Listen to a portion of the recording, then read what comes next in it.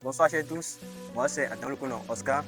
Au second c'est Kende Kodjo Sonomira. Nous sommes étudiants en énergie renouvelable à l'Institut national de technologie industrielle de l'Okosa.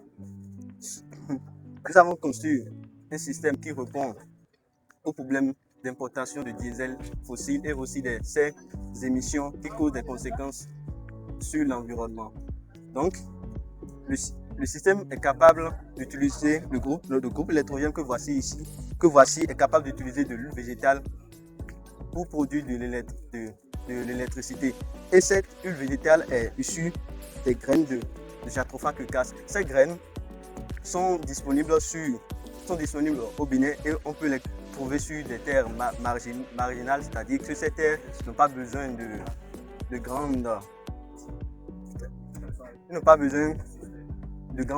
beaucoup d'engrais pour pouvoir produire ces graines. Et aussi, ils ne rivalisent pas avec les cultures vivrières, c'est-à-dire que ces graines ne sont pas comestibles. Ce qui fait de ces graines une ressource gratuite et viable pour la valorisation comme carburant.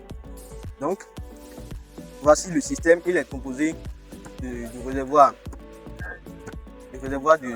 d'huile végétale. Il y a la pompe qui pompe l'huile végétale vers notre... Dans cette boîte, il y a une résistance. Il y a un second réservoir équipé d'un thermoplongeur pour pouvoir chauffer l'huile qui quitte notre réservoir. Nous chauffons l'huile parce que l'huile végétale est très visqueuse par rapport au diesel fossile. Donc si on va dire qu'on va utiliser cette huile qui est très visqueuse dans les moteurs diesel, ça risque de créer des problèmes tels que les encrassements au niveau des moteurs diesel. C'est pour ça que ce système de chauffage a été pensé. Donc en quittant ce réservoir, ça vient au niveau d'une vanne motorisée 3 voies et c'est cette vanne maintenant qui assure le basculement entre le diesel qui est dans le groupe et notre huile végétale. Alors je laisse mon second vous présenter correctement le fonctionnement du système. Comme il a déjà expliqué tout à l'heure, il a annoncé que la vanne motorisée va nous permettre le basculement entre le gasoil et notre huile végétale. Donc voici un peu notre système électronique. Ici, nous avons l'écran qui affiche en temps réel la température du gaz d'échappement. Cette température est la condition clé pour autoriser le basculement. Le basculement sera contrôlé par la carte Arduino qui est à l'intérieur de cette boîte pour pouvoir basculer l'huile végétale au gasoil. Donc, bon, qu'est-ce qu'on va encore dire? On peut dire aussi que notre système de préchauffage est alimenté par cette batterie qui sera chargée par un mini système solaire. Bonsoir, ici on est à la Genève. Moi c'est Freud Martin Absedo. Je suis étudiant en deuxième année de génie électrique informatique à l'Institut, option électronique électrotechnique. Donc nous avons ici notre projet qui est un système automatisé de pose de péage avec la CEPA4 RFID. Donc cette carte vous permet de faire un abonnement sur ça et lorsque vous venez vous présenter la carte et puis si elle est valide, vous passez directement. Donc ce qu'on a d'innovant, c'est qu'on travaille actuellement sur une plateforme et la plateforme vous permet déjà, avant de démarrer, de planifier votre trajet. Et donc là, ça totalise le nombre de postes de péage que vous aurez à parcourir. Ça met vous aurez inscrit la plaque d'immatriculation et puis vous faites juste votre paiement. Donc à l'approche, il y aura une caméra qui déjà scanne votre plaque d'immatriculation et regarde dans la base de données si éventuellement vous avez déjà fait un paiement. Si c'est que vous avez déjà fait un paiement, donc directement vous passez, ça vous ouvre et puis vous passez. C'est beaucoup plus rapide. Si vous n'avez pas fait un paiement, c'est que vous êtes censé le faire avec votre carte et puis vous présentez votre carte pour que cela passe. Okay, donc nous allons passer à la démonstration avec la CEPA4 RFID.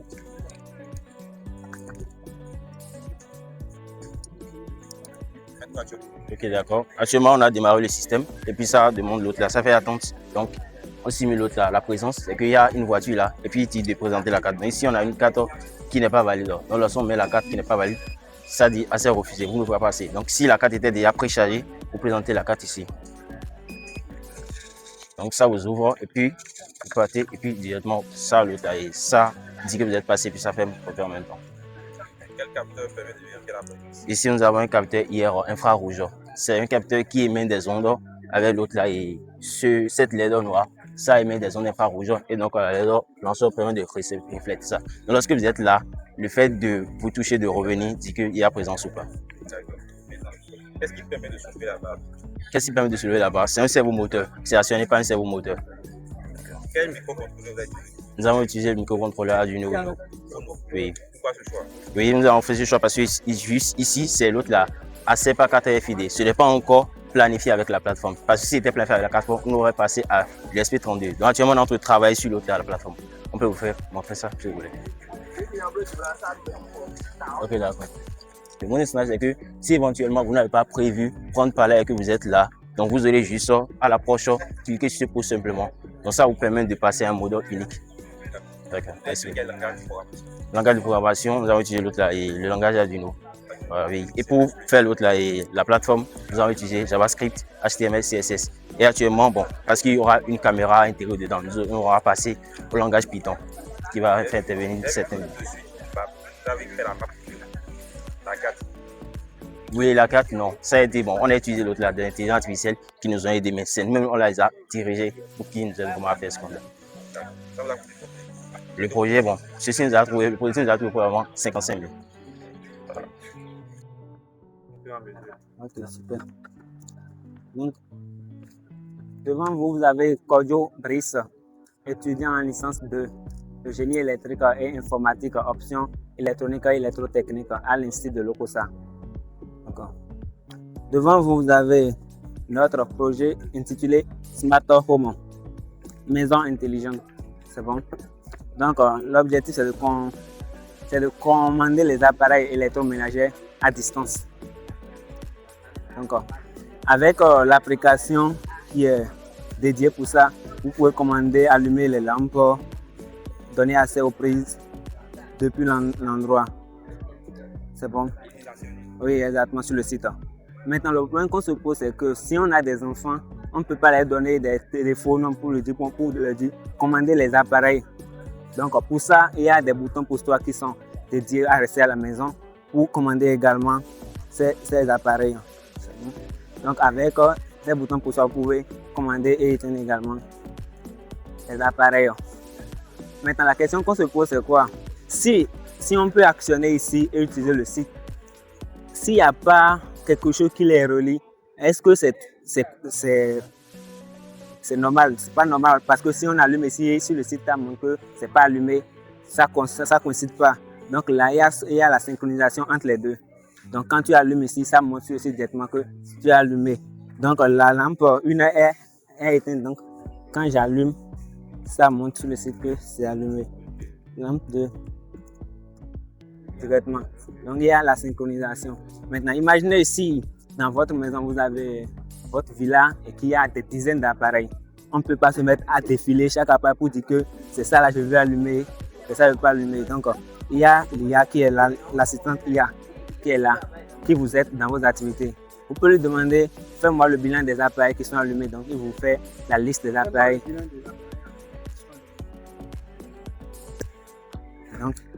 Donc là, ça vous fait le bilan. Construction de maison, état de vos appareils, salon lampe 1, le verre allumé, prise 3, récepte rouge, état chambre lampe 2, récepte rouge, état cuisine, prise 1, récepte rouge, état bureau, prise 2, le verre allumé. Donc, toutes sortes de commandes, vous pouvez faire ça avec l'IA. Maintenant, il y a aussi ce qu'on appelle la planification. Donc, quoi, c'est bon. Et on sait que dans nos maisons, il y a des enfants, il y a des temps pour travailler, des temps pour distraire, pour regarder la télévision par exemple. Donc, les enfants sont au courant qu'à 19h, à 21h, on doit regarder la télévision. Mais toi, tu n'es pas toujours à la maison, tu as des travails.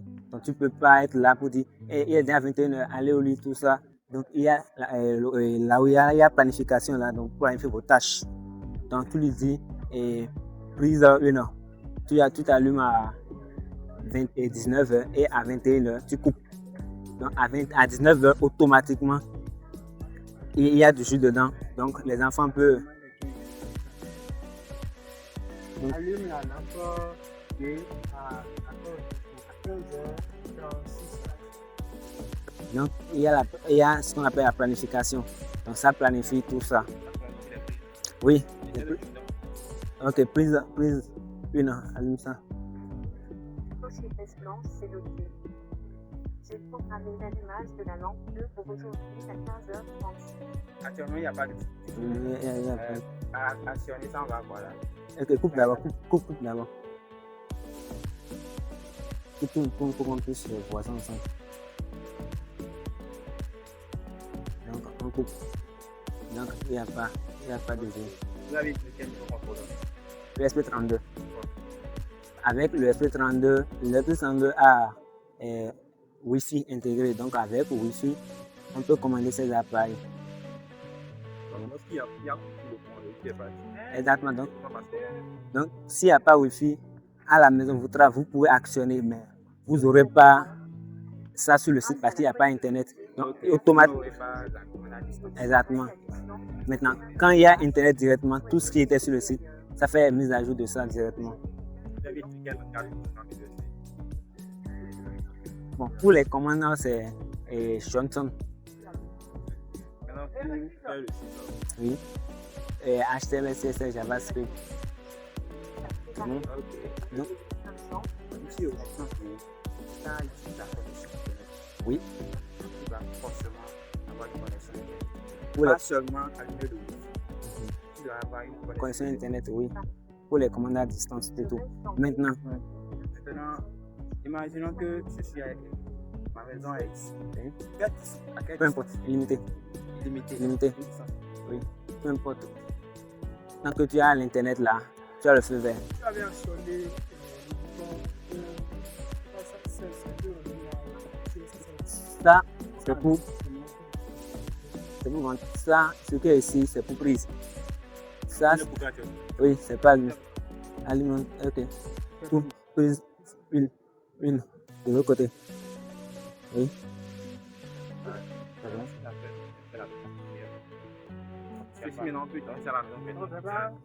Oui. Donc, il faut forcément actionner d'abord. Oui, d'abord. Donc, il faut forcément actionner le ventilo là. Ça c'est notre appareil. Donc, Oui, c'est ça. oui, Ça doit être tout. Ouais. oui, nous on contrôle. Juste les prises. Exactement. C'est bon. Ça coûte 60. Pardon, allez. Bon, pour vendre tout et tout, c'est déjà le tout. Le tout est bouclé. Oui, oui. Oui. Maintenant, pour installer ça dans la maison, ça défait. Parce qu'il faut aussi, c'est bon, il faut faire l'industrialisation. Donc, dans la maison, il y a des câbles qu'on doit tirer. Tout et tout. Donc, ça dépend de l'appareil que tu veux commander. Si c'est 5, si c'est 10, ça dépend de ce que tu veux commander. Tu nous dis ça et on écrit ça dans notre base. Et ça te sort le prix, tout et tout. Et tu sais combien tu vas payer.